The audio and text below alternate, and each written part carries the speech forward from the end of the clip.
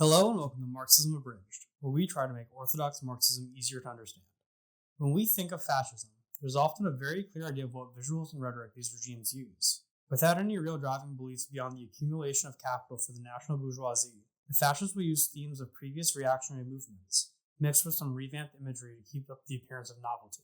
The endlessly repeated themes of fascism are constantly shown to their audience through rhetoric and visual aesthetics. The veneration of power, their chosen ethnicity, and death and dying run rampant through fascist art, speech, and even their attempts at humor. It's important to examine these themes since they are what drives the appeal of fascism to the public.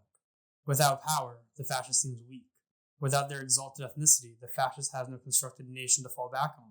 And without death, the fascist has no ultimate goal, whether for their enemy or their own soldiers. Ethnicity is everything to the fascist. Every single fascist state had an ethnic component to its ideology, from Franco's suppression of the non-Spanish languages to the Nazis' outright extermination of minorities. One of the key foundations of fascism is ethnocentrism, or the viewing of other cultures through the lens of one's own, often with no regard for the viewed culture's own norms or social constructs. Ethnocentrism often leads to a state of ethno-nationalism, which can best be described as the placement of one's own culture above others. This can be due to a wide variety of reasons, from a supposed origin myth that places the ethnic group above the rest of the world, or a simple cultural superiority complex. The nationalist idea of a chosen, superior nation is the backbone of fascism. As fascism is capitalism in crisis, we see the national bourgeoisie harness the resentments of fascist movements to aim it at people within the state but not of the chosen nation. For example, Franco used his power to suppress the Basque language and culture so much so that the Euskaldunok, or Basque population, is still dwindling to this day. While many of the Basque resistance groups were and still are nationalists in nature, they arose in direct response to the historic treatment of the Basque people during and before Franco. While non-fascist states are certainly more than capable of oppressing minority populations, the deliberate stoking of resentment towards these groups is central to fascist messaging.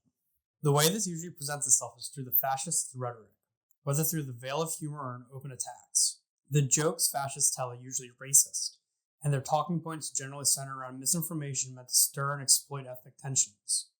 Lies heard by the fascists are often flowery when discussing their own ethnicity, but vile when discussing their targets. When the fascist talks about their race, they glorify their culture, but when they talk about anyone deemed lesser than them, they spread vicious lies to convince their audience that they are righteous in their hatred.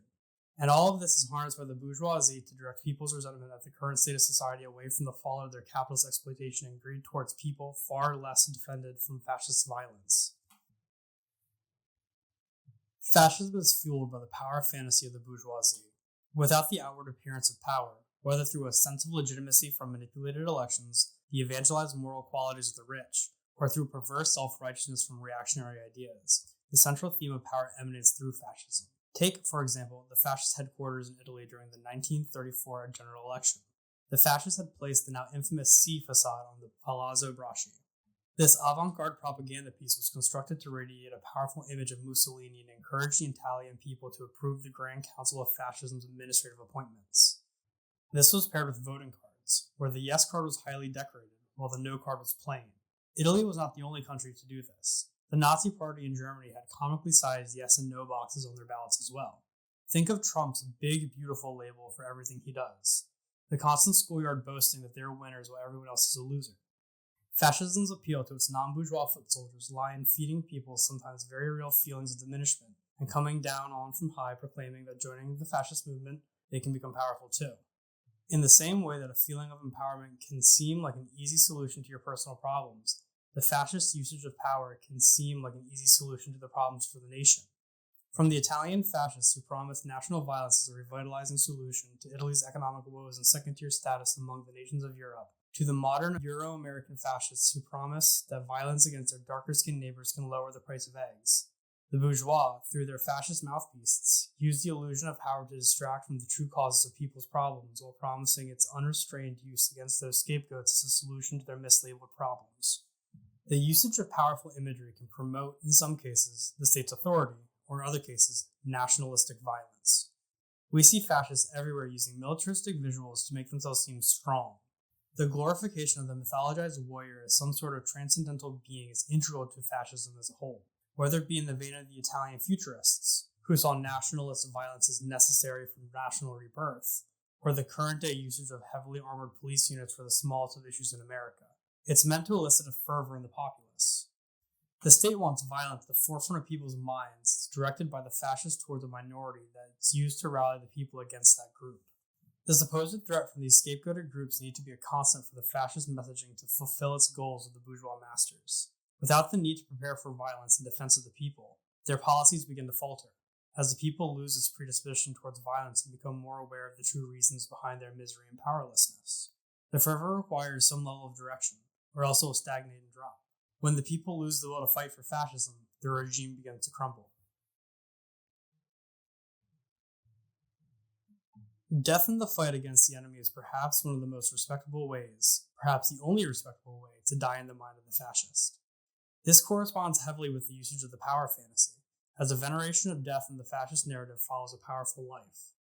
Fascist leaders will often prepare their followers for a glorious death in the wars that occur either before or during a fascist total takeover, which leaves them in a state of frenzy when the war finally starts.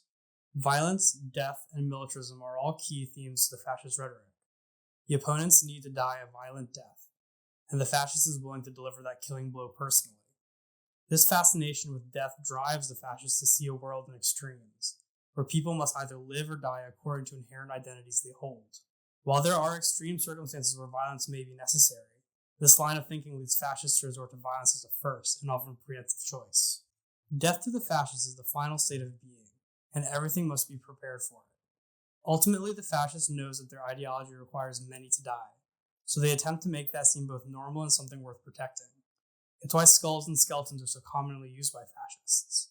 Take, for example, the Totenkopf that was on certain Nazi uniforms. Its usage is meant to evoke fear in the enemy, a sense of impending death. It's why the same symbol was used by the proto-fascist forces, such as the Freikorps. The need to strike fear into the hearts of the enemy corresponds with the fascist power fantasy, where they can be the one to give the killing blow. While there are many aspects of fascism that don't fall under the term aesthetics, these three themes are often used by fascist aesthetics to promote violence and hatred. Ethnicity, power, and death coalesce into a shrieking skull, meant to bring fellow fascists into a frenzy, while also bringing fear to the targets for the fascist. Without these tools, it would be harder for fascism to spread, as the largest proponents of fascism often are first drawn in by the machismo and nationalism of the movement. But many of the aesthetics of fascism can be traced back to these three things: ethnocentrism, power, and death. This has been Marxism Abridged. Thank you for listening.